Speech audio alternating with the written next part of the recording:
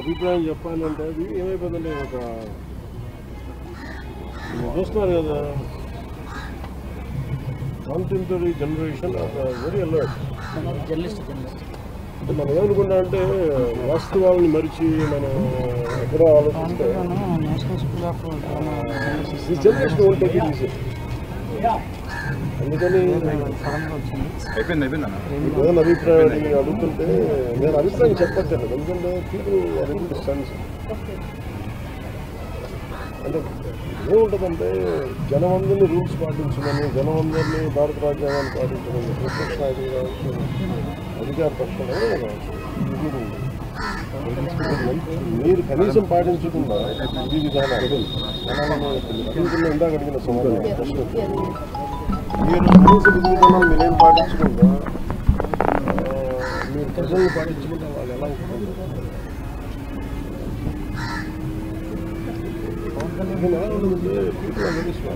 మనం ఏమనుకుంటాం, మనం స్కూల్ ఫీడింగ్ చేస్తాం, అర్థం కాదనుకుంటాం.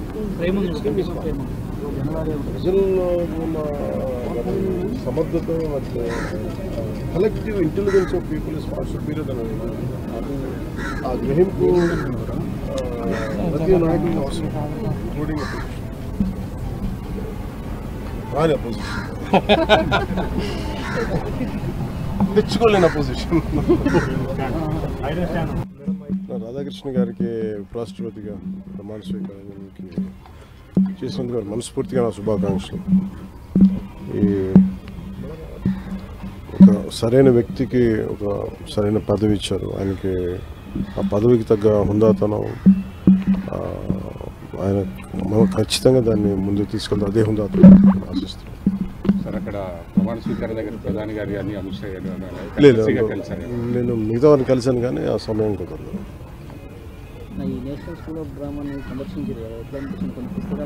ఇది నేను ఎప్పుడు లాస్ట్ ఒక 18 years నుంచి అట్లీస్ట్ ఢిల్లీ వచ్చినప్పుడు ఏదో టైంలో వస్తాను.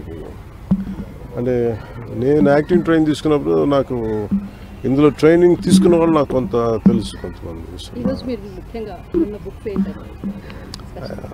చాలా మోర్ ఆఫ్ ప్లేస్ ఇవన్నీ థియేటర్ మీద ఆద్యాదూర్ అని నాకు మోహన్ రాకేష్ గారి ఇష్టం. చాలా చదివాను ఇంతకుముందు. సో పుస్తకాలను పాడైపోతే మళ్ళీ ఆయన కొనడానికి వచ్చాను. సో మీరు దాంతో పాటు ఏదండి ఆ బుక్స్ అందరూ చదువుతారు. పిల్లలు గారులే నేను కొనే చదువుతూ ఉంటాను.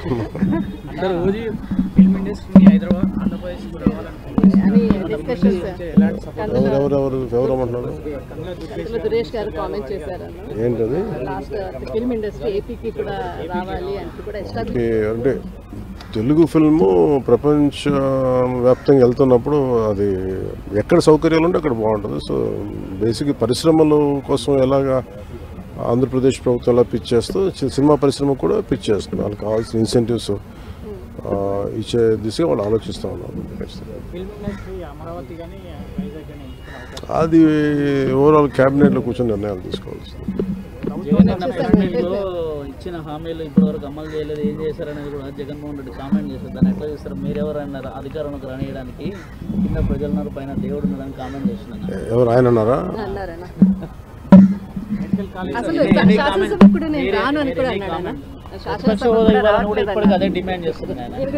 చేసిన కామెంట్ ఎన్నిసార్లు చేస్తారు?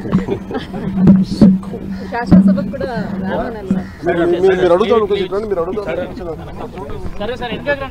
చెప్పండి. శాసనసభకు కూడా రాము ఈసారి. శాసనసభకు కూడా ఈసారి కూడా మేము అటెండ్ కాము అనేసి రావట్లేదంట.